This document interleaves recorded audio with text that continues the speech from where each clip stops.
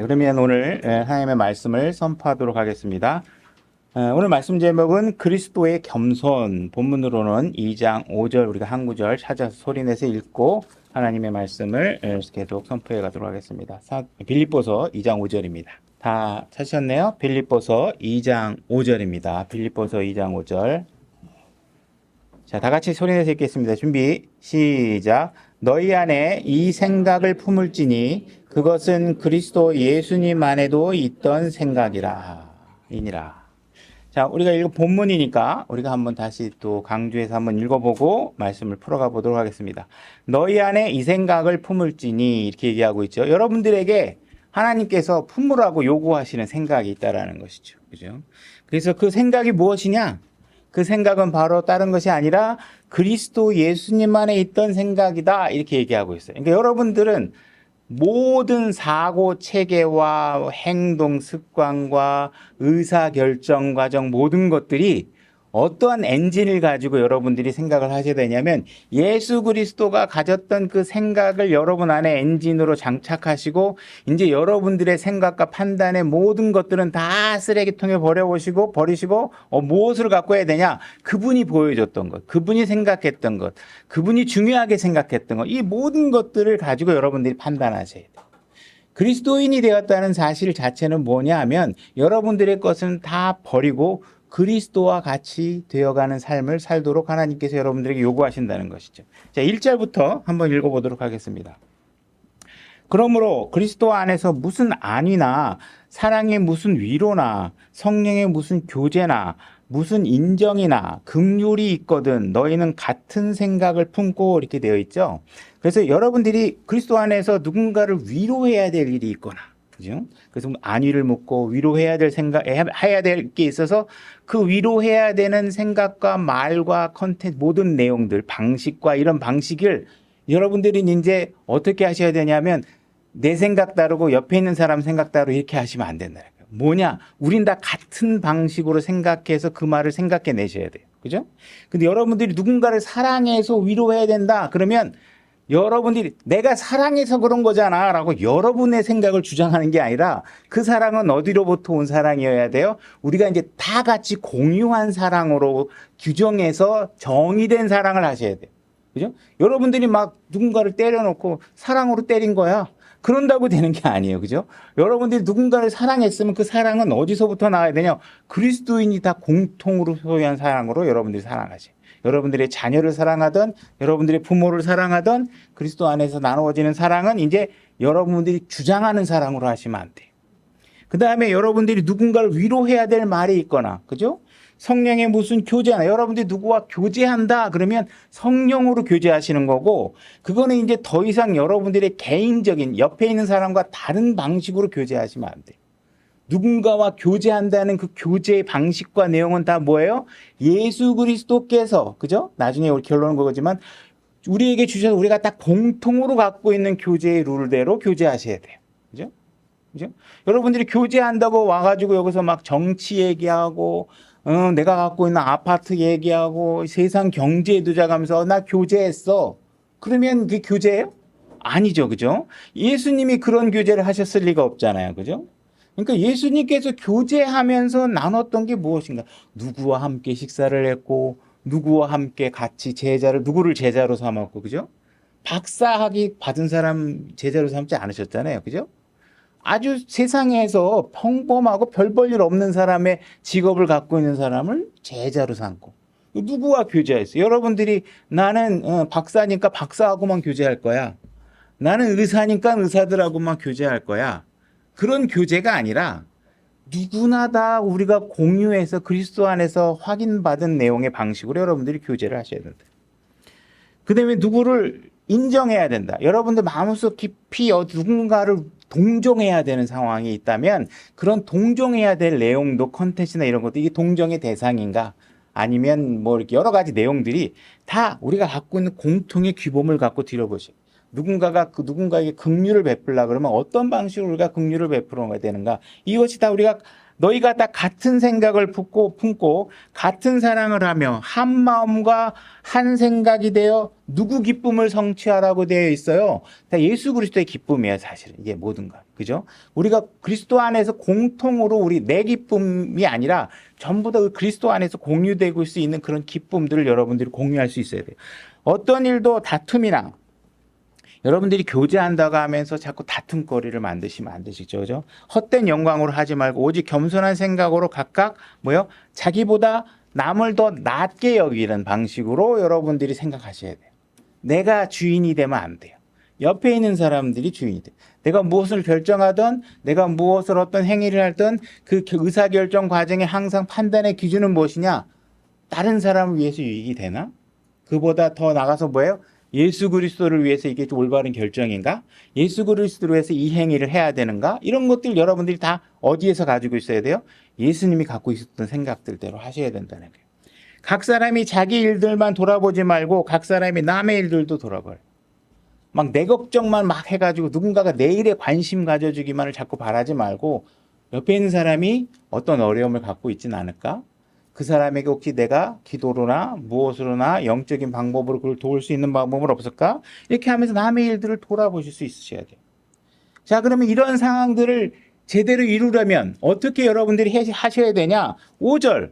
여러분 안에 이 생각을 갖고 있어야지만 이게 돼요. 이 생각이 없으면 안 돼. 이 생각은 뭐예요? 예수님 안에 있던 생각이에요. 여러분 안에 있는 생각을 갖고 하시면 어떻게 돼요? 안 돼요. 상식적이잖아. 이런 거 주장하시면 안 돼요. 사람은 다 그렇지 이런 거 주장하시면 안 돼요. 예수님이 그렇게 하셨을까? 예수님은 그런 판단을 하셨을까? 그런 결정을 하셨을까? 그런 방향으로 일하셨을까? 이걸 여러분들이 항상 갖고 있으셔야 된다. 그죠? 그러니까 여러분이 그리스도인으로 부름을 받았다는 것은 무엇이냐? 그분의 삶, 그분의 삶과 동일한 삶을 내가 이루어내도록 자꾸 내 삶을 바꿔나가는 거예요. 바꿔나가는 거. 그죠? 바꿔나가는 거는 리폼하는 거 이런 것들이 아니에요. 내 걸 버리고 예수님 거로 자꾸 채워 넣어야 돼요. 내 거를 어떻게 좀 고쳐서 그분과 비슷하게 만들려는 방식으로 하면 시간이 오래 걸릴 뿐만 아니라 되지도 않아요. 그래서 어떻게 돼요? 내 거는 그냥 무조건 버리고 그분 걸 갖고 여기다 탁탁 채워 넣으셔야 돼요. 그분이 정답이니까 그분 걸로 집어넣어서 나를 바꾸셔야지 나를 진화시키려고 하시면 안 돼요. 나를 멋지게 변화시켜서 나를 개선하려는 게 아니라 내 건 다 버리고 어떻게 하셔야 돼요? 그리스도 안에 있는 걸로 나를 자꾸 채워 넣으셔야 돼요. 그죠? 그러니까 여러분들이 그리스도인이 되었다는 자체는 여러분들이 죄에서 구원을 받고 죽음으로부터 영원한 생명을 얻고 지옥에 가지 않고 이런 것만이 여러분들이 얻게 된 것이 아니라 여러분들이 예수 그리스도께서 이미 우리에게 성경에 규범해 놓고 보여주셨던 샘플들, 본들, 패턴들을 보고서 우리가 이제 그 삶으로 바꿔나가는 과정을 여러분들이 열심히 하셔야 된다는 거예요. 열심히 하셔야 된다는 거예요. 그죠? 그래서 여러분 안에 이제 그런 그리스도인의 생각을, 예수 그리스도의 생각을 가지셔야 되는데, 빌립보서 1장 29절 가보겠습니다. 그리스도인의 삶이란 무엇이냐? 우리가 2장 5절에서는 예수 그리스도 안에 있던 생각을 갖는 것이에요. 여러분 안에. 그 다음에 29절 또 뭐라고 얘기하고 있냐면 그리스도를 믿는 것뿐만 아니라 뭐예요? 그분으로 인해 고난당하는 것도 주께서 그분을 대신하여 너에게 주셨나니. 그러니까 여러분들은 구원받았다. 이건 여러분들이 구원받는 순간 영원한 생명을 확실하게 주어진 거예요. 여러분들은 무조건 영원히 살게 돼 있어요. 어디에 가느냐? 아주 흠과 점도 없는 거룩한 곳에서 여러분들은 영원한 삶을 살게 돼 있어요. 그죠?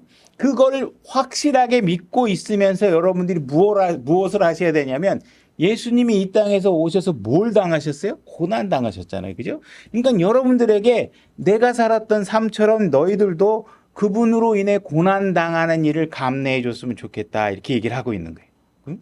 여러분들이 예수 그리스도를 믿고 부자 되고 자식 잘 되고 남편 취업 잘 되고 이런 일들에 대해서 여러분들에게 약속해 주신 게 아무것도 없단 말이에요.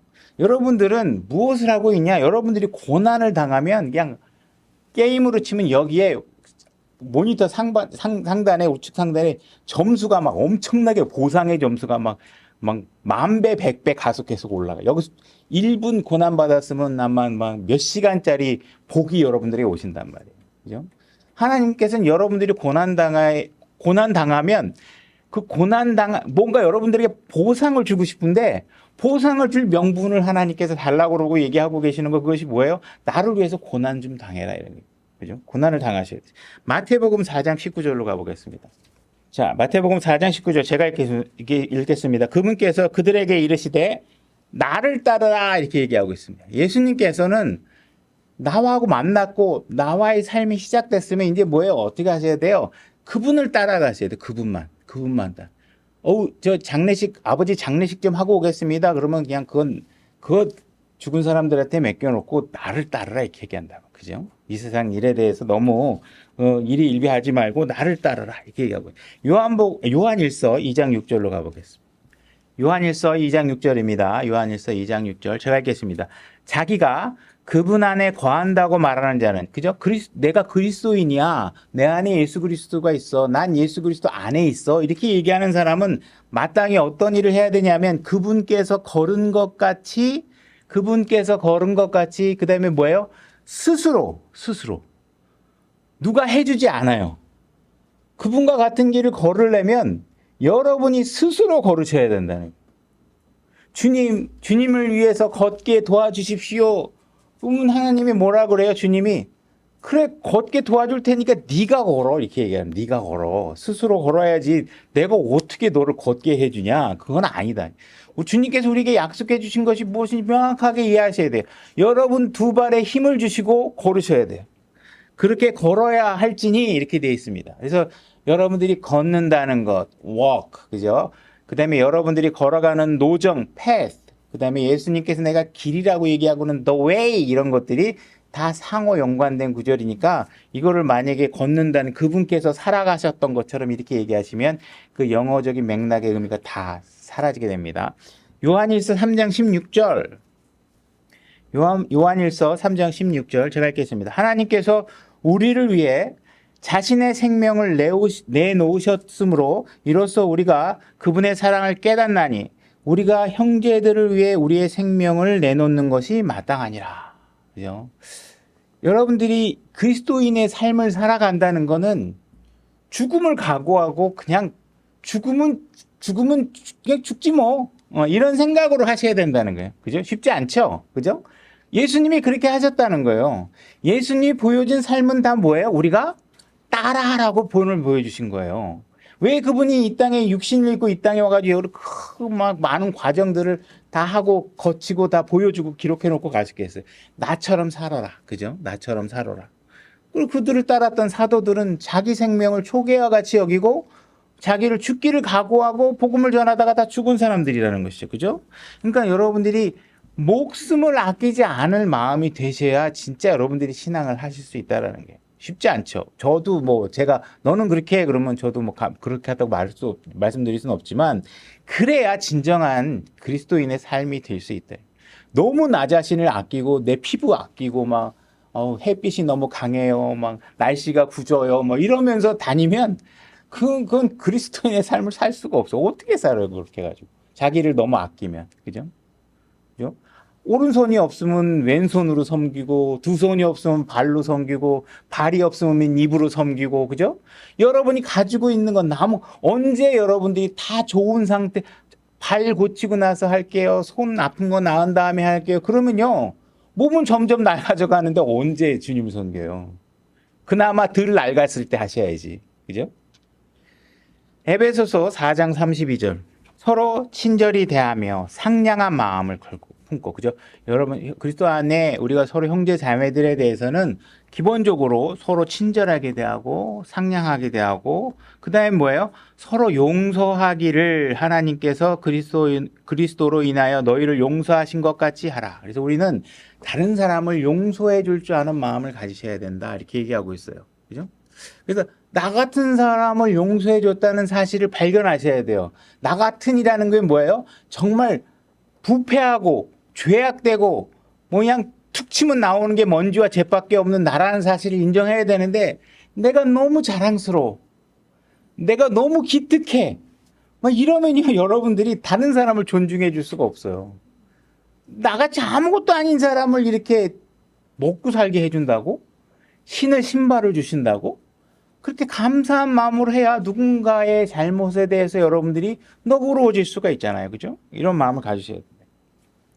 그래서 성경은 반복해서 계속 예수 그리스도와 같은 생각과 마음을 가져야 한다고 말하고 있습니다. 그죠?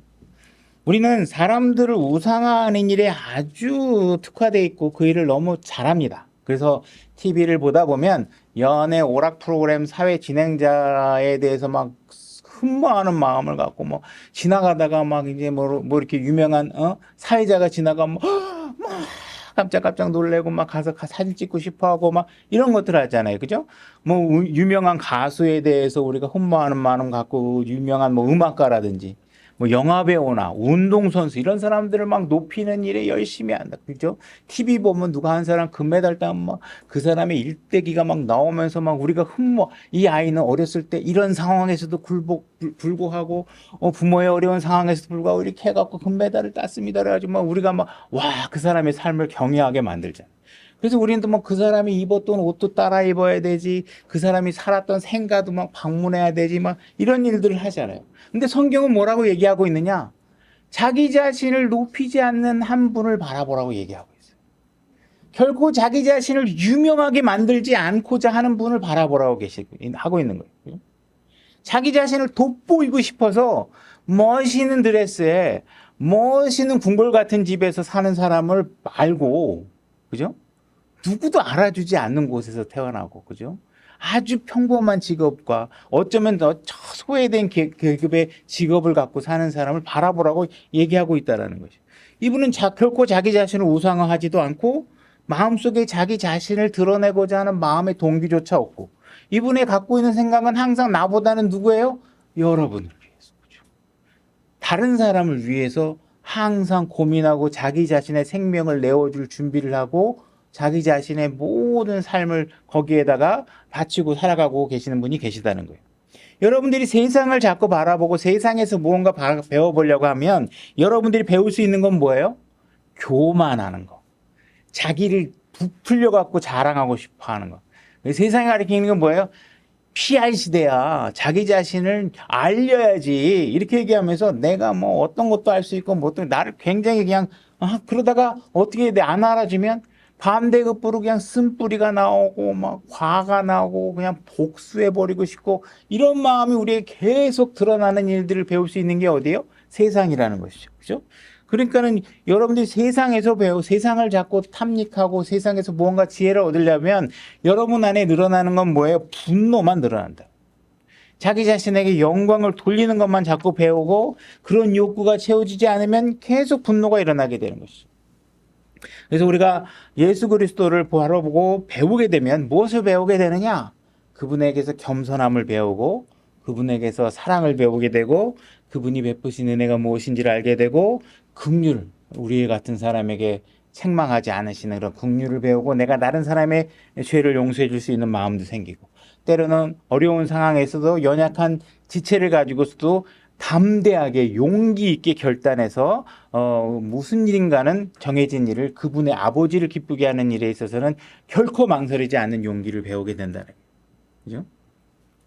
그래서 우리가 그분을 통해서 자꾸 우리가 배워야 되는데 그것을 배우려고 하면 어떻게 하냐? 이 영어 문장이 let으로 시작합니다. 이 let. 다시 말해서 내가 그분이 나를 가르치도록 내 안에 모든 장막을 걷어내고 그분이 나를 가르칠 수 있도록 내가 열어놓지 않으면 그분이 나를 가르칠 수 없다라는 것이죠. 그죠? 그분이 가르치게 해야 된다. 우리가 그분의 가르침이 내 안에 들어오도록 내가 열어야 된다. 내가 허락해야 된다. 자, 빌립보서 2장 6절 가보겠습니다. 자, 제가 읽겠습니다. 빌립보서 2장 6절입니다. 빌립보서 2장 6절. 그분은 하나님의 형체로 계심으로 하나님과 동등함을 강탈로 여기지 아니하셨으나, 그러니까 예수님께서는 하나님과 동등한 분이시에요. 그러니까 나는 하나님과 동등하다 이래도 이게 결코 잘못된 표현이 아니라는 거예요. 근데 7절 스스로 무명한 자가 되사 자기 위에 종의 형체를 취하시고 사람들의 모습이 되셨으니 사람의 모양으로 나타나사 자기를 낮추시고, 그러니까 자기를 낮추는 데 있어서 최적화된 모델이 뭐냐? 사람으로 오는 거예요. 사람으로. 그죠? 사람의 형제를 취하는 게 뭐예요? 예수님이 취할 수 있는 제일 낮은 자세를 취하고 오신 것이라는 것이죠. 낮추시고 죽기까지 순종하셨으니 곧 십자가의 죽음이라. 그죠? 자, 골로새서 2장 8절로 가보겠습니다. 이분이 이렇게 낮춰서 이 땅에 오셨었지만 이분은 사실은 뭐예요? 하나님과 동등하신 분이시다. 자, 골로새서 2장 8절 어떤 사람이 철학과 헛된 속임수로 너희를 노략질하지 못하도록 조심하라. 그죠? 여러분들이 예수 그리스도 안에 생각을 여러분들이 잘 품고 그 안에 성경에 기록된 그분의 모습을 잘 무장하지 않으면 사람들이 와가지고요, 그럴듯한 논리로 여러분들을 잡고 여러분의 생각을 갉아먹게 돼요. 하나님 믿어봐야 소용없어. 일단 잘 되고 봐야지. 네가 무슨 교회야. 요즘 같은 세상에 무슨 교회야. 대낮에 벌건데 하나님이 어디 있고 귀신이 어디 있고 뭐 이러면서 여러분들이 교회 나가는 걸 자꾸 이상한 생각을 갖고 있는 것처럼 여러분들을 속이게 되죠. 여러분들의 생각이 노력당하면 휙 하고, 그래? 그러고 나서 이제 뭐 하나님 있는 걸 우습게 생각하는 거죠. 그죠? 못하도록 조심하라. 그것들은 사람들의 전통과 세상의 유치한 원리들을 따르는 것이요, 그리스도를 따르는 것이 아니라. 그죠? 사람들이 그리스도를 따르는 것이 아닌데 그리스도를 따르는 것처럼 속이는 사람들도 있고, 그죠? 그리스도를 따를 필요가 없다고 얘기하는 사람들도 있어요. 근데 그리스도를 따르셔야 된다는 거. 왜 그리스도를 따라야 되냐? 9절. 그분 안에는 하나님의 신격의 모든 충만이 몸으로 거하고. 예수님은 그냥 일반 사람이 아니라는 거예요. 예수님은 우리와 같은 사람이 아니에요. 대언자도 아니고 교사도 아니라. 그분은 그냥 육신으로 오신 하나님이에요. 하나님 자체라는 거예요. 그냥 하나님으로 꽉 차 있는데 그냥 육신만 입고 오셨다는 것뿐이죠. 그죠? 그러니까는 그분은 완전한 하나님이면서 완전한 사람이라는 사실을 여러분들이 잘 이해를 하셔야 돼요. 근데 하나님도 성령님께서도 우리가 이 사실을 이해하는데 어려움을 겪을 걸 충분히 알고 있었기 때문에 이 부분에 관해서 우리가 오해하지 않도록 아주 명료하게 이 사실을 다 얘기하고 있습니다. 디모데전서 3장 16절로 가보겠습니다. 제가 읽겠습니다. 논쟁의 여지가 없다. 이건 뭐 두말할 나위가 없어. 뭐 이것저것 따질 이유도 없어. 의심할 여지도 없어요. 하나님의 성품의 신비는 위대하도다. 이 부분은 신비의 영역이라는 거예요. 여러분들이 이해하고 할 수 있는 영역이 아니라 신비의 영역이라는 거예요. 신비의 영역인데 내가 말해줄게. 하나님께서 육체 안에 나타나시고, 그죠? 하나님께서 육체로 나타나신 분이야. 그러니까 이분은 하나님이야. 이 얘기를 하고. 이 사실은 논쟁할 필요가 없어. 이거 그냥 신비의 영역이야. 내가 얘기해 주는데 이렇게 얘기하고 있는. 성령 안에서 그렇게 되었고, 그죠? 예수님도 이 땅에 오셔서 성령님의 인도를 따라 광야에 가서 다 시험을 받으시고, 그죠? 다 성령의 인도하심을 다 따르신 분이시죠. 그 다음에 천사들에게 보이시고, 이분이 이 땅에 태어나실 때도 천사들이 기뻐하셨고, 타락한 천사가 예수님을 끌고 가서 시험도 하셨고, 그죠? 그래서 천사들에게 다 보이신 거죠. 그래서 천사들도 이분이 어떤 분인가에 의심을 할 여지가 없게끔 다 하나님께서 하셨다는 거예요. 이방인들에게 선포됐고 세상에서 믿기시고 영광 속으로 올라가서 영절 받았느라. 그래서 이 땅에 오셨다가 살다가, 그죠? 하나님 우편에 올라가서 영광 속에 하늘에 올라가 계신 분이시다. 이 부분은 누가 봐도 예수 그리스도에 대해서 얘기하는 것을 우리가 의심의 여지가 없죠. 그죠? 이분이 예수 그리스도에 대해서 성경이 기록하고 있으면서 이분이 하나님이다. 하나님이 육신을 입고 오신 분이다.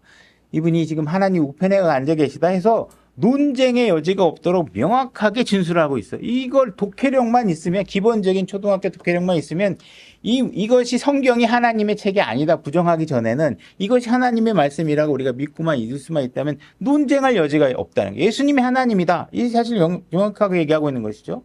그래서 골로새서 2장 9절에서도 분명히 하나님의 신격이 모든 충만이 몸으로 거한다 이렇게 얘기하고 있습니다.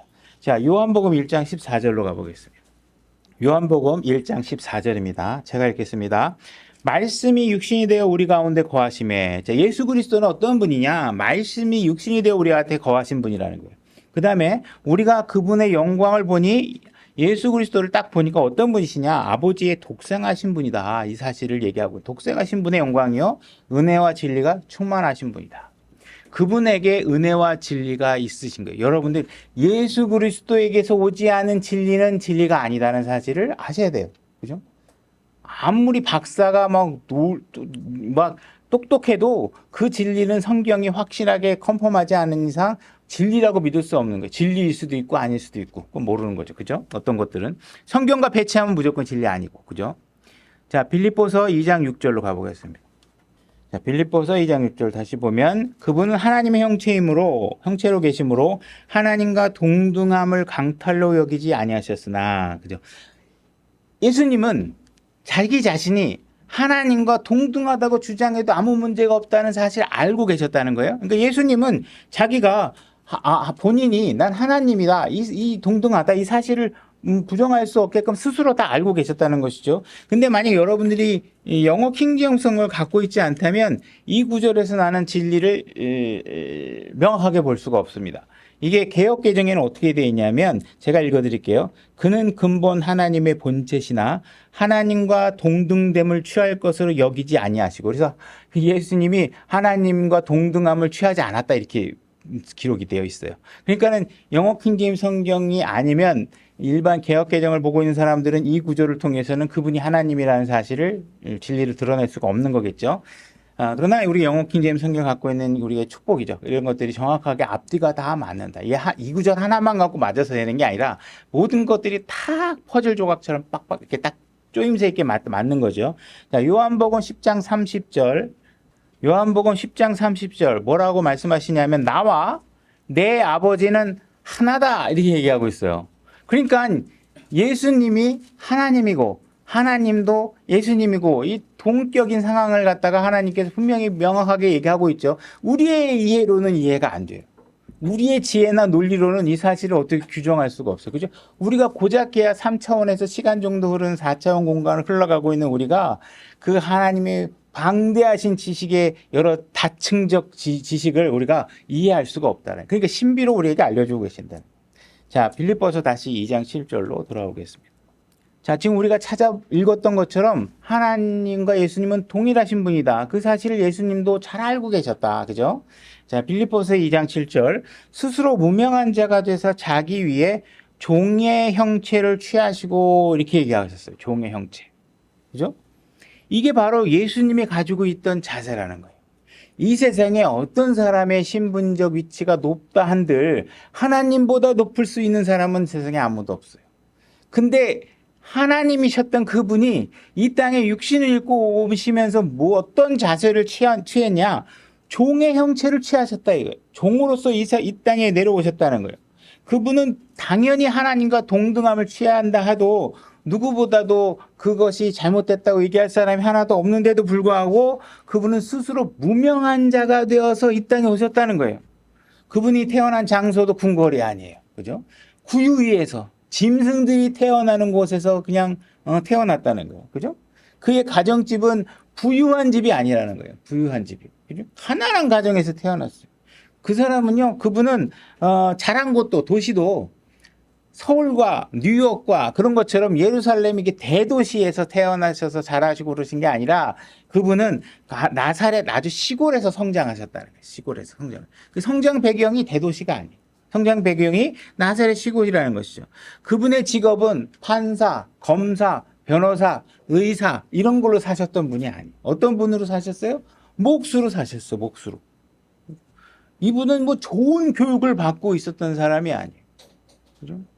오늘날에 이게 제가 위험하게 느끼는 것들이 뭐냐면 목사들이 자꾸 많이 배운 사람들이 너무 막 그냥 검증 없이 나는 교수니까 그죠? 나는 뭐 의사니까 이렇게 내가 사회적 신분이 높으니까 나는 목사 할 거야. 거기에 대해서 사람들은 다 추앙을 한단 말이에요. 우리 목사님 어떤 사람인지 알아? 뭐 신학 박사하고 말이야. 뭐 이렇게 한단 말이에요. 그러나 이런 지적 교만이 진리를 못 보게 할 수 있다는 사실에 대한 위험을 우리가 항상 갖고 있어야 된다는 거예요. 이분은 제자를 삼았는데 제자도 보니까 뭐 어디 삐까번쩍한 제자가 하나도 없어. 그냥 다 어부야. 막 그냥 생선 비린내가 그냥 찌든 냄새고 막 그냥 등치도 우락부락한 게 막 삐지기도 잘하고 막 이런 사람들을 제자로 다 쓴단 말이에요. 그죠? 그게 보통 사람들과 사귀는 거예요. 예수님은. 무명한 사람들과 같이 식사를 하는 거예요. 그분은 어려운 말도 쓰지 않아. 무슨 막 한자어 뭐 라틴어 막 복잡한 옛날 막 어려운 말씀에서 유식한 척을 하신 적이 한 번도 없어요. 그런데 예수님의 명성은 어때요? 막 들불처럼 퍼져나가는. 그래서 당시에 오늘날 대통령 윤석열이 제 이름을 알 리가 없잖아요. 그죠? 근데 예수님은 보니까 헤롯 왕이 예수님의 이름을 알아. 그리고 나 너하고 얘기하고 싶었다는 거예요. 내가 너하고 네 명성을 들었는데 내가 너하고 얘기하고 싶어 했었어. 그의 명성이 얼마나 해서 내가 여기서 아무리 명성이 있다 그래도 뭐 그게 대통령이 나하고 얘기하고 싶을 정도로 명성이 있으려면 도대체 어떻게 해야 되냐고. 그죠? 근데 예수님은 정말 겸손하셨는데 그렇게 된 상황이에요. 그죠? 그래서 예수님은 그 안에 자기 자신을 명성 있는 사람으로 알리고 싶어 하는 그런 마음의 동기 자체가 없으셨다는 거예요. 예수님은 어떤 분이셨냐? 그냥 계속 남을 돕고 싶어 하셨던 분. 다른 사람에게 복이 될 수 있는 방법이 없을까? 내 생명을 내놓더라도 나보다 그들이 더 잘 되는 방법이 없을까? 이걸 항상 고민하고 사셨던 분이고 그 일을 위해서 이 땅에 오셨다는 거예요. 근데 과연 오늘날 그리스도인들이 남을 위해서 살아요? 그런 사람을 잘 발견하기 어려워. 나부터도 쉬운 상황은 아니지만 우리가 그 초점을 잘 잡지 않고 자꾸 내가 즐거워야 되고 내가 행복해야 되고 그죠? 아우 저 사람 없어졌으면 좋겠어. 아 저 사람 있으면 우리 교회 너무 불편해. 그러면서 자꾸 자기 만족으로만 살아가려는 사람들이 그리스도인이 너무 많다라는 거예요. 그죠? 그러니까 예수님이 어떤 분인가를 자꾸 발견하셔야 내가 얼마나 추한 인간인가를 알 수 있다. 내가 매일 생각하는 그 매 순간의 생각들이 얼마나 쓰레기고 더러운 걸레 같은 건지를 여러분들이 발견하셔야 된대. 그래야 그리스도인의 삶이 시작이 되는 거예요. 내가 뭐 성경 많이 알아. 막 나한테 물어보기만 해봐. 그죠? 막 그냥 제발 막 왜 이렇게 안 물어봐? 막 그냥 티는 다 내는데 왜 이렇게 안 물어봐는 거예요. 그죠? 성숙할수록 그런 상황들이 변화돼야 되잖아요. 그죠? 여러분들이 예수님은 종의 형체를 이렇게 취하셨다고 하는데 여러분들이 그리스 신화라든지 뭐 영화 같은 데 이런 데 보면 신이라고 일컬어지는 사람들의 모델을 보면 그들은 결코 인간처럼 겸손해지려고 하는 신들은 이 세상에 없단 말이에요. 보니까 이 사람들은 영 자신의 힘을 과시하고 뭐 마음에 안 들면 뭐 번개를 내려치고 망치로 때리고 막 그냥 막 방패는 들고 다니는데 막는 데보다 던져서 때릴 때가 더 많고 그죠? 뭔가 보면 그들의 신 슈퍼 파워들은 보면 자신의 힘을 과시하고 복수하고 자신이 영광을 차지하려고 하고 사랑을 쟁취하는 데 사용하고 복수하고 이런 데 사용하는 신들이 대부분이란 말이에요. 그리스인. 근데 예수님은 자신의 힘을 과시한 적이 없어. 침을 뱉으면 그냥 맞아.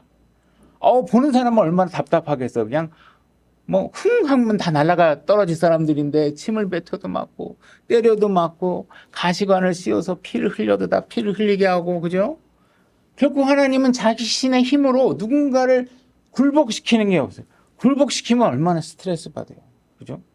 얼마나 그 시원한 감이 있어요. 확 스트레스가 확 풀리잖아요. 그죠?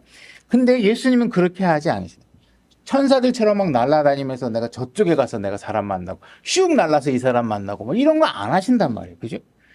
근데 예수님은 그런 능력이 없으시기 때문에 안 하시는 거냐? 아니란 말이에요. 능력이 있단 말이에요. 마음만 먹으면 하늘의 군대를 불러가지고 그냥 제국 하나 없애는 거는 그냥 식은죽 먹기시잖아요. 그죠? 근데도 그렇게 안 하시는 거예요. 그리고 예수님의 초림은 그분이 가지고 있는 모든 신적 능력을 어디다 사용하셨어요? 혈류병 걸린 여인을 고치는 데 사용하셨어요. 죽은 나사로를 일으키는 데 사용하셨어요. 앞을 보지 못하는 소경의 눈을 뜨는 데 사용하셨어요. 걷지 못하는 사람을 걷게 하는 데 사용하셨다는 거예요. 그분은 종의 형체를 취하고 어떻게 하면 우리들이 진리를 발견하고 하나님을 발견하고 영적 눈을 띄고 올바른 걸음을 걸을 수 있게 할 수 있는지를 고민하시면서 십자가로 향해서 가고 계시는 거예요. 요한복음 5장 41절로 가보겠습니다. 네, 제가 읽겠습니다. 나는 사람들에게 존귀를 받지 아니하노라.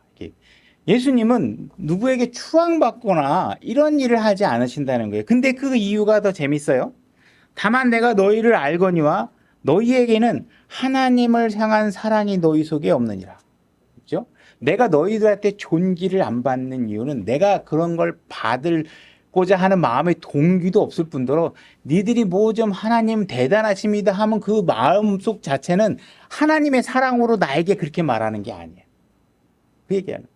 니들이 나를 도깨비 방망으로나 좀 필요할 때 뭐 해결해 주십시오 할 때나 그냥 뭐 하나님 사랑합니다 이러겠지. 너희들의 마음의 동기 자체도 내가 보면 별로 마음에 안 들어.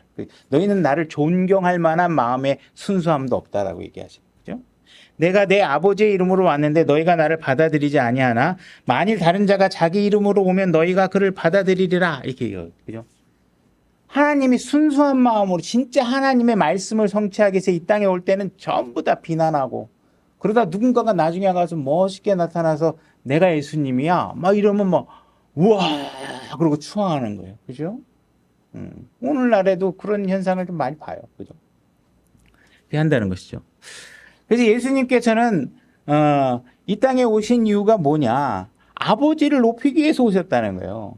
그분이 오신 건 자기를 높이기 위해서 오신 분이 아니에요. 오직 하나님 아버지만을 높이기 위해서 왔고 그것을 위해서 그들에게 하나님의 말씀을 가르치고 다른 사람에게 복이 되기 위한 일을 하고 그래서 자기 자신의 영광을 받기 위해서 이 땅에 오신 게 아니라 누군가를 섬기는 일을 하기 위해서 이 땅에 오셨다는 거예요. 그렇죠? 근데 오늘날 이 땅에 있는 사람들은 너무 자기 자신을 높이는 일에 특화되어 있다는 거예요.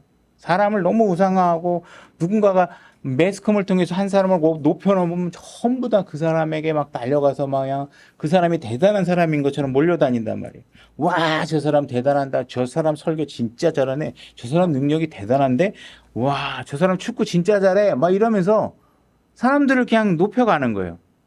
그러나 예수님은 자신을 멋진 사람으로 만들려고 하는 그런 일을 절대로 하지 않는다. 그분은 단지 아버지만을 멋진 분으로 만들어드리기 위해서 이 땅에 오신 분이시라는 거예요.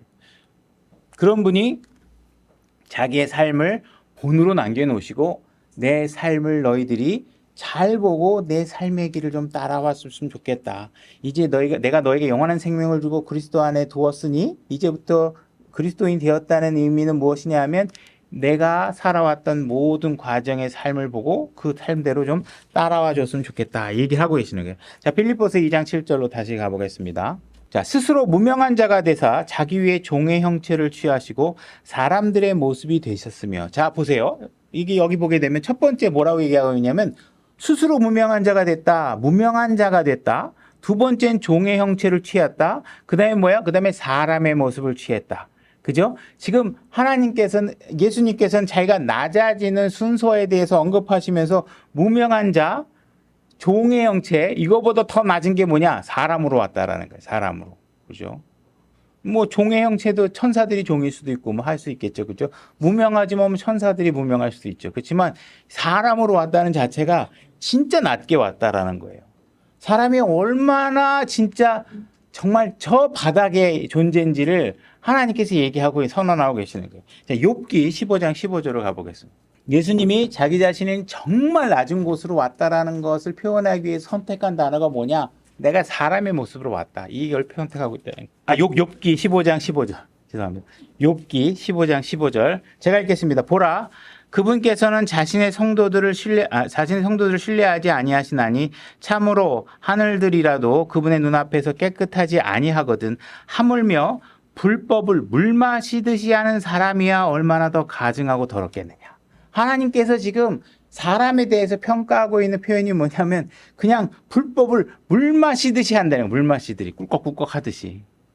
그러니까 하나님의 정의를 놔두고 여러분들이 자꾸 나 자신을 너무 괜찮은 사람이라고 여기면 그건 신앙생활이 안 된다는 거예요. 내가 옆에 있는 사람보다 돈을 좀 더 많이 벌으니까 내가 옆에 있는 사람보다 내가 좋은 아파트에 사니까 나는 좀 낫겠지 이런 생각을 하면 여러분들은 그리스도인이 아니에요. 세상에 있는 사람들은 그렇게 살아도 돼. 그렇게 사는 게 전부니까. 여러분들이 그리스도를 알고 난 뒤에 그런 얘기를 한다? 그럼 여러분들 뭘 못 발견한 거예요?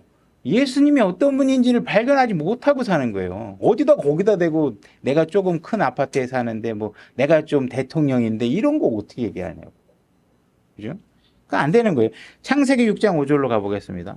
하나님께서 사람의 사악함이 땅에서 크고 또 그의 마음에서 생각하여 상상하는 모든 것이 항상 악할 뿐임을 보시고, 그죠? 이 일 후에 노아의 홍수 이런 것들이 진행이 되죠. 그러니까 아직까지 우리가 그래도 이 세상이 멸망하지 않은 거는 창세기 6장 5절만큼은 아직 덜 악하기 때문에 그렇다고도 볼 수 있는 거겠죠. 그죠? 정말 그 당시에는 하나님이 더 이상 맥시멈이다, 맥시멈. 이게 다 정리해야 되겠다고 할 정도로 사람들이 정말 악한 것이죠. 그죠? 그러나 지금 어쨌든 이런 상황들에 대해서 사람들이 지금도 우리의 생각하는 것들이 정말 악하다. 욥기서를 통해서 그 얘기를 하고 있고, 시편 144편 4절로 가보겠습니다. 시편 144편 4절. 제가 읽겠습니다. 사람은 헛된 것과 같고 그의 날들은 지나가는 그림자와 같으니라. 사람은요, 오래 살지도 못해. 하는 생각은 되게 다 헛된 생각인데 그것도 막 들풀처럼 잠깐 살다 가는 사람이 막 혼자 막 만년을 살 수 있을 것처럼 그냥 막 어떻게 하면 막 그냥 남의 거 뺏어갖고 내 거 만들까 그러고 막 이런 생각을 하면서 살아가는 거예요. 그죠? 하나님께서 우리가 왜 나를 이렇게 악한 생각을 하게 놔두셨나? 그럼 마찬가지예요. 다른 사람의 생각도 하나님은 방해하지 않으시고 내 생각의 결정도 하나님께서 방해하지 않으세요.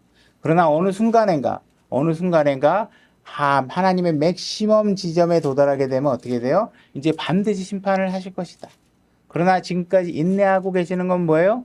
그래도 너희들이 나를 발견하고 구원받아서 내가 주는 의로움을 입을 수 있는 기회를 얻었으면 좋겠다. 이 마음을 갖고 있는 것이죠. 자, 우리가 드라마나 이런 TV 모든 문화를 보면요. 점점 부패해져 가는 것은 정말 제가 보기에는 가속 페달을 밟은 듯해요. 이제 막 유튜브 방송 보면요. 유부녀들이 와가지고 거의 음담패설은 그냥 오락 수준으로 할 정도로 돼. 옛날엔 차마 할 수 없던 얘기들이 이제는 그냥 거의 엔터테인먼트 수준으로 돼가고 있는 거예요. 가사, 드라마, 대사 이런 것들 보면 정말 부패를 서로 경주하는 것처럼 거의 멈출 수 없는 수준으로 서로가 경쟁하듯이 부패함을 자랑하고 더 부패성을 강조하는 그런 문화들을 만들어내가고 있다는 것이죠. 그죠? 예수님께서는 이 땅에 자기 자신을 낮추고 오셔서, 그죠? 뭔가 우리와 동일한 옷을 입고, 이 땅에 사셨고, 정말 부패한 사람들과 대화하고, 그러면서도 스스로 부패하지 않으시고, 목수 가게를 열어놓고 장사도 하셨어야 될 거 아니에요. 그죠? 그래야 이제, 성인으로서의 30살까지 사시면서 경제적인 수입도 하셔야 됐을 테니까. 그죠? 목수 가게도 우리하고 똑같이 가게에서 경제 생활도 다 하셨을 거란 말이에요. 그런 생각을 하면서도 그분은 진짜 내가 하나님인데 맘만 먹으면 뭘 못 하시겠어요. 근데 자기 자신을 높일 생각이 전혀 없으셨다. 자기 자신을 지극히 낮게 하시고, 그죠? 어떻게 하면 이 부패한 세상에 복을 줄 수 있을까? 어떻게 하면 이 죄인들에게 생명의 이 세상을 탈출할 수 있는 길을 마련해 줄 수 있을까? 이걸 고민하시면서 살아오신 것이죠. 그렇죠? 그래서 예수 그리스도는 아버지의 뜻을 따라 사는 일에 최선을 다했고 그분께서 아버지와 동의한 일을 이 땅에 와서 실행하기 위해서 낮고 낮은 자세로 이 땅을 살아가시면서 다른 사람을 도우며 살아가셨다는 것이죠.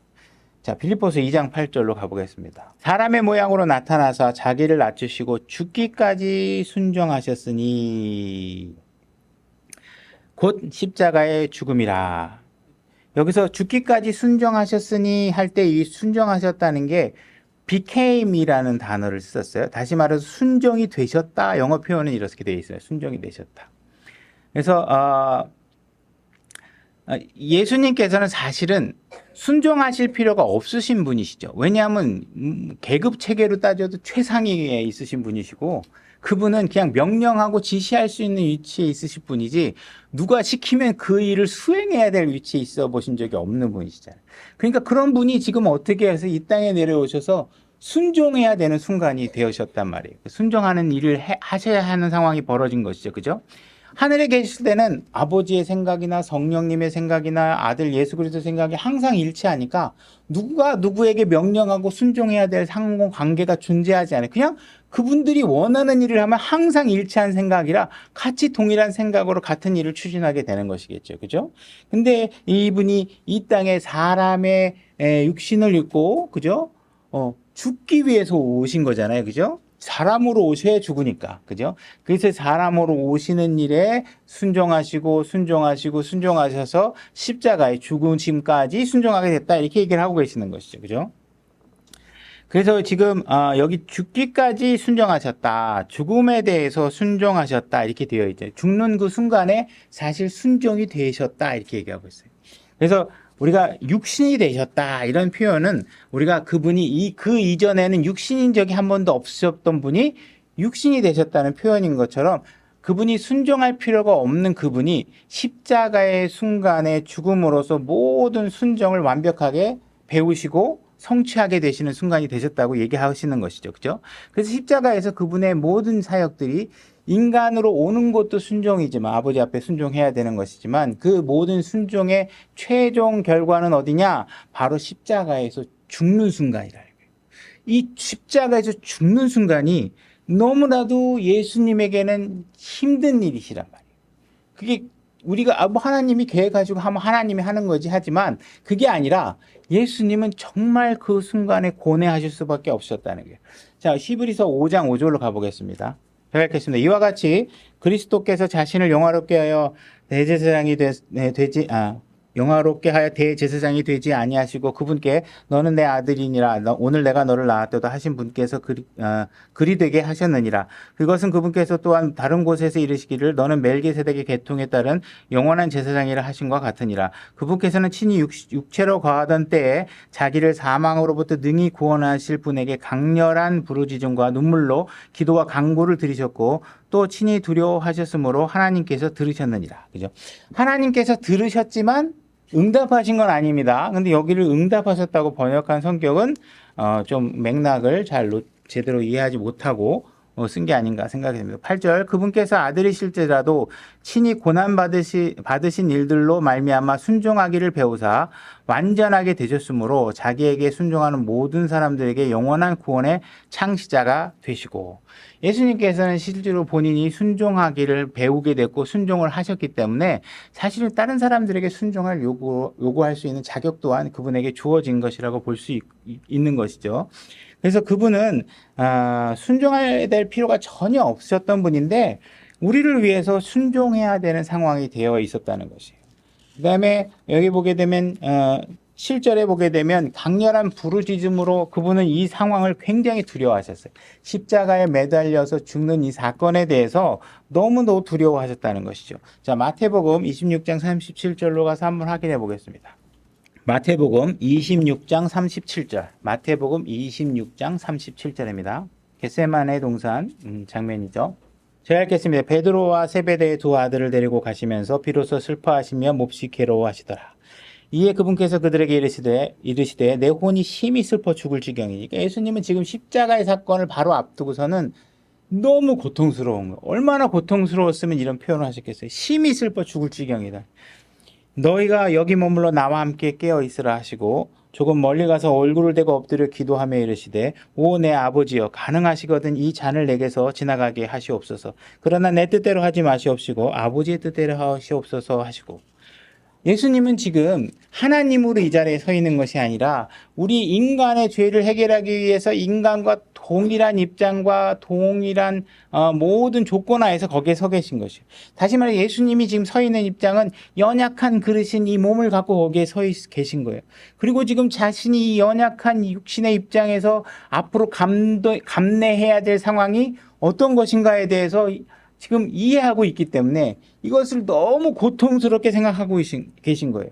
지금 예수님은 잔을 받아 마셔야 되는데 그 잔 안에는 지금 어마어마한 하나님의 진노가 그 안에 담겨 있었고 지금 그 진노를 삼켜야 되는 일이 어떤 과정인지를 너무 잘 알고 계시는 그분께서는 제발 이 잔이 내게서 좀 비껴갔으면 좋겠다고 지금 이렇게 고민을 하고 있는 거예요. 근데 지금 그분은 이걸 감당해야 된다는 사실을 알고 있어요. 누구를 위해서? 여러분과 저를 위해서. 예수 그리스도 자신을 위해서는 어떤 유익도 존재하지 않는 길이란 말이에요. 누구를 위해서? 우리를 위해서. 그죠?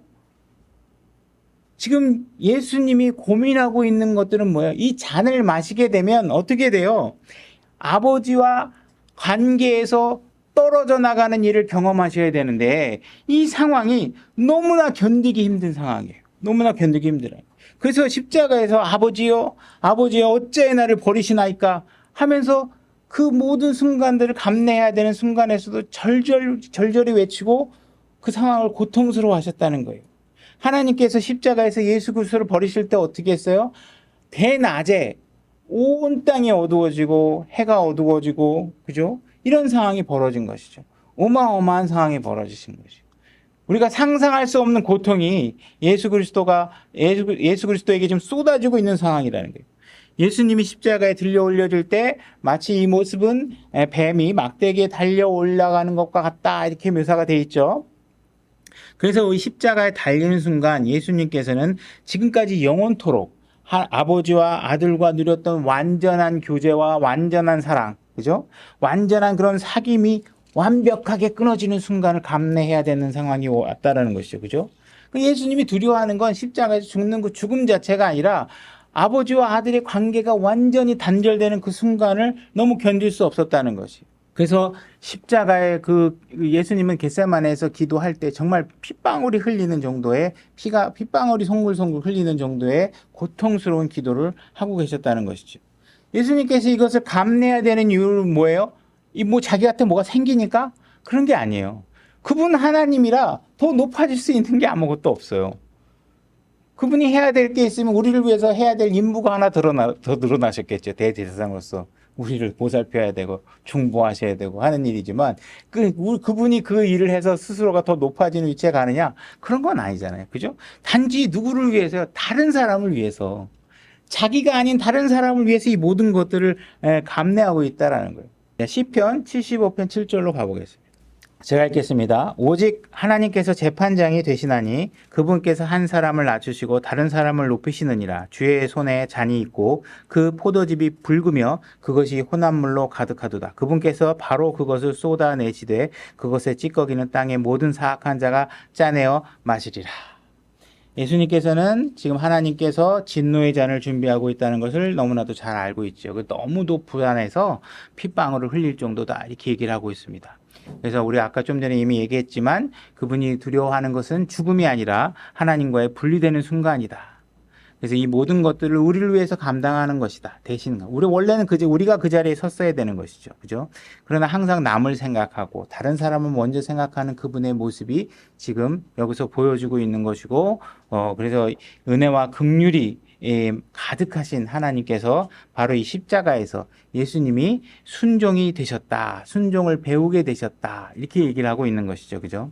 그래서 예수님께서는 너무나도 가기 싫지만 여러분 진짜 핏방울이 송골송골 맺히도록 하기 싫은 일을 해야 된다고 생각해 보세요. 여러분들 조금만 여러분들에게 불편하다 하고 싶어서 도망다니고 안 하고 어떻게든지 피하려고 할 텐데, 예수님은 진짜 핏방울이 맺힐 정도의 고난에서도 자기 뜻을 주장하지 않으시고 아버지의 뜻을 위해서, 그래서 여러분들을 살릴 수 있다면 그 일을 선택하셨다는 것이죠. 그죠? 자기의 고집을 꺾고 그분의 길을 선택한 이런 순종을 이루어내셨다는 거죠. 그래서 그분이 순종이 되셨다, 십자가에서 이렇게 얘기하고 있는 거예요. 우리가 예수님께서 걷고 있는 이 상황을 좀 더 객관적인 위치에서 우리가 좀 볼 수 있어야 된다는 것이에요. 예수님께서 아버지와의 관계로부터 버림받는 일이 무엇인지 그냥 글자로 여러분들이 이해하는 것이 아니라 그게 얼마나 예수님에게 괴로운 일인지, 거룩함이 아닌 것은 감히 감내해낼 수 없을 정도로 죄를 싫어하시는 그분이 이 모든 우리의 죄를 그분에게 다 쏟아부은 상태에서 그 모든 죄를 대신 짊어지고 십자가에 달려야 하는 그 상황이 얼마나 예수님 입장에서는 하기 싫었는지 한번 생각해 보세요. 여러분들이 늦잠 자고 그냥 학교 가기 싫은 정도의 그런 문제가 아니라고요. 정말 하고 싶지 않은 일이에요. 그 끔찍한 일을 어떻게 하셨어요? 그분께 아버지께서는 그 신부를 구할 수 있도록 우리에게 허락하시고, 그래서 그 길을 동의된 생각이기 때문에 그분의 뜻에 동의해서 그걸 그 길을 가도록 하셨다는 거예요. 예수님의 거룩함이 무엇인지 우리가 정말 안다면 그분의 의로움이 얼마나 의로운가에 대해서 우리가 너보다 내가 더 잘났어 하는 수준이 아니라 정말 그분이 의롭다는 것이 얼마나 철저하게 의로우신 것인지, 그분의 순결함이 얼마나 철저하게 순결한 것인지를 여러분들이 이해해야만 예수님께서 십자가에서 감내했던 것이 무엇인지를 이해할 수 있다라는 거예요. 수많은 죄의 모순들 속에서 이 땅에 살아가시고 고난을 당하셔야 했던 그런 모든 것들이 예수님이 얼마나 감내하기 힘든 일인지를 여러분들이 이해하셔야 된다. 그래서 우리는 예수님과는 기본적으로 다른 생각을 품고 있다라. 그래서 우리에게 예수님께서 뭐라고 얘기하고 있어요? 예수 그리스도가 가졌던 생각을 제발 품어라. 너희들이 갖고 있는 내적 동기로 자꾸 판단하면 그건 그리스도인의 삶이 아니다. 이렇게 얘기하고 있는 것이죠. 그렇죠? 우리는 정말 사소한 일들에 흥분하고 사소한 일들에 나를 자랑하고 싶어 합니다. 우리가 성경 구절 암송만 해도요. 누가 앞에 가서 암송하고 싶어서 못 견뎌요. 나 암송한다. 내가 한번 들어볼래? 그래서 막 암송해요. 그죠? 축구장에서 골 하나만 넣었으면 어떻게 돼요? 누가 본 사람이 없나? 그죠? 그죠? 뭔가 내가 하나 잘하는 일 있으면 누가 막 봐줬으면 좋겠고 한단 말이에요. 내 아들이 좋은 대학 들어갔으면요. 누가 당신 아들 어디 대학 들어가서 물어봐 줬으면 좋겠는데 잘 안 물어봐. 얘기할 기회도 없고. 그죠? 이게 우리의 심리라는 거예요. 근데 예수님은 그렇지 않다는 거예요. 예수님은 그런 동기 자체와 그런 작동 방향이 절대로 예수님 안에서 일어날 수 없다라는 거예요. 그러니까 여러분들은 어떻게 하셔야 돼요? 여러분들의 생각 작동 방식에 대한 엔진을 다 갖다 버리고 그거 수선해서 쓰려고 하지 말고 예수님 걸 가지고 집어넣으라는 거예요. 예수님 거 가지고 집어넣으라는 거예요. 그죠? 그래서 여러분들이 아무리 세상에서 높다 한들 세상의 대통령이 된다 해도 예수님만큼 여러분들이 높아질 수는 없다라는 거예요. 높은 위치에 있진 않다라는 거예요. 그렇다면 그렇게 하나님 위치에서 이 모든 창조물 위에 최고 상위에 있는 위치에서 그분이 이 땅에 오셔서 그렇게 겸손해질 수 있다면 여러분들이 겸손하지 못할 이유가 하나도 없다라는 것이죠.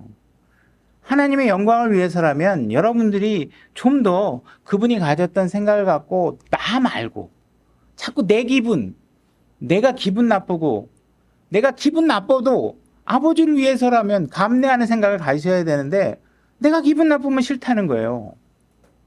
내가 기분 좋은 걸로 뭘 하고 싶다라는 거예요. 그러지 말라는 거예요. 예수님이 여기 와가지고 기분 좋아서 십자가에 달리신 게 아니잖아요. 너무도 하기 싫은 일이지만 아버지를 위해서 하신 거란 말이에요. 그죠? 그분은 정말 높여지기 바로 이전에 하나님의 우편에 올라가기 이전에는 정말 지옥 끝까지 내려갈 정도로 자기 자신을 낮추셨던 분이시죠. 자, 빌립보서 2장 9절 한번 읽어보겠습니다. 빌립보서 2장 9절입니다. 제가 읽겠습니다. 그러므로 하나님께서 그분을 높이 올리시고 모든 이름 위에 있는 이름을 그분에게 주사 하늘에 있는 것들과 땅에 있는 것들과 땅 아래에 있는 것들의 모든 무릎이 예수라는 이름에 굴복하게 하시고 또 모든 혀가 예수 그리스도가 주시라고 시인하시며 하나님 아버지께 영광을 돌리게 하셨느니라. 그래서 예수님께서는 지금 이런 왕자의 높은 하나님 우편에 앉아 계시기 바로 직전에 지옥까지 낮춰지셨다. 그러고 나서 그분은 높여지셨다. 여러분들도 이 낮아지는 과정이 있어야 하나님께서 높일 수 있다는 말이에요. 제발 너희들을 높일 수 있게 해달라는 거예요. 그죠? 그럼 여러분들이 어떻게 하셔야 돼요? 예수 그리스도처럼 고난도 감내할 수 있으셔야 된다는 거예요. 그래서 이런 것들은 우리 안에서 나올 수 없는 생각이라는 거예요. 우리 안에서 겸손하라 그러면 그게 얼마나 힘들어요. 자랑하지 좀 말아라 이렇게 얘기하면 얼마나 힘들어요. 제가 얘기했잖아요. 그냥 와가지고 물어보지도 않은 안부 형제님 아들 잘 지내요. 그래서 내 아들 안부를 물어보나 보다 너무 고맙다. 근데 어떻게 잘 지내요? 그랬더니 근데요 제 딸이요 이번에 고대 가가지고 뭘 해가지고 어디 교환학생으로 왔다 갔다 하고요. 결국 그 얘기하고 싶어서 나한테 안부 물어본 거잖아요. 그죠? 우리는 다 그래요. 그 사람만이 아니라 나에게도 그런 생각의 동기가 있어요. 그러니까 내 생각의 동기를 붙잡으면 자꾸 그런 일을 하게 된다. 예수님께서 뭐라 그래요? 그런 거 하지 말라는 거예요. 그래서 예수님께서는 지금 마지막까지 십자가의 그 절정의 순간까지 너무도 하기 싫은 그 순간까지도 아버지의 뜻을 높이시고 자기의 뜻을 자기는 지금 이거 피하고 싶다는 게 예수 그리스도의 뜻 아니에요. 그죠? 근데 내 뜻대로 말고 아버지 뜻대로 하고 그 뜻이 뭐예요? 결국은 나보다 다른 누군가에게 유익이 되는 일을 선택하고 있다는 것이죠. 그죠? 그래서 예수님은 이 자기가 겪어야 되는 대가와 고통이 무엇인지를 너무나도 잘 알고 있었다는 거예요. 그걸 하면 어떤 상황이 나에게 벌어질지도 너무나도 잘 알고 있었다는 거예요. 죄를 짊어진다는 것이 어떤 것이라는 것도 너무나 잘 알고 있었다는 거예요. 그러나 그렇게 하는 것이 아버지를 기쁘게 하는 일이라는 것 또한 알고 있었기 때문에 자기 뜻을 포기하고 계셨다는 것이죠. 그죠? 그래서 예수님께서는 지금 아버지의 뜻을 위해서 기꺼이 자기 자신을 낮추고 아버지를 높이고 죽기까지 순종하는 일을 하셨다는 것이죠. 그래서 우리는 예수님에게서 많은 것들을 배워야 됩니다. 예수님에 대해서 많은 노력을 하셨고, 예수님 십자가에 죽으셨죠. 뭐 이렇게 교과서적으로 알고 있는 게 아니라 정말 예수 그리스도가 십자가에 죽는 일이 너무나 어떤 일인지를 이해하시려면 그분이 정말 얼마나 높으신 분인지, 얼마나 거룩한 분이신지, 얼마나 깨끗하시고 죄를 싫어하시는 분지에 대한 이해의 폭이 여러분들이 높아지셔야 그분이 정말 사람의 모습으로 오셔서 우리의 모든 죄를 십자가에서 같이 해결하시는 이 과정이 어떤 일인지 여러분들이 알 수 있다. 여러분들이 아직까지도 예수님이 아닌 누군가가 멋있어 보인다면 여러분들은 예수님에 대해서 더 많이 배우셔야 된다는 거예요. 여러분 앞에 눈이 휘둥그레질 정도로 막 눈이 쫓아가고 막 시간을 내고 마음에 열정이 뽑아서 그쪽으로 가고 싶고 뭔가 그 사람에게 팬레터라도 보내고 싶고 그 사람의 저서를 읽고 막 그 사람에 대한 생각으로 가득 차 있다면 여러분들 아직 예수님이 어떠한 일을 여러분들에게 해주셨는지 잘 모르고 있다는 거예요. 그래서 여러분들이 좀 더 예수님을 좀 더 잘 배워서 그분의 선한 삶을 따라가고 그분과 같이 되어가는 일에 여러분들의 헌신이 이루어져야 된다. 그것은 하나님이 해주지 않는다는 거예요. 스스로 하셔야 된다. 그죠? 오늘 말씀 여기까지 하겠습니다.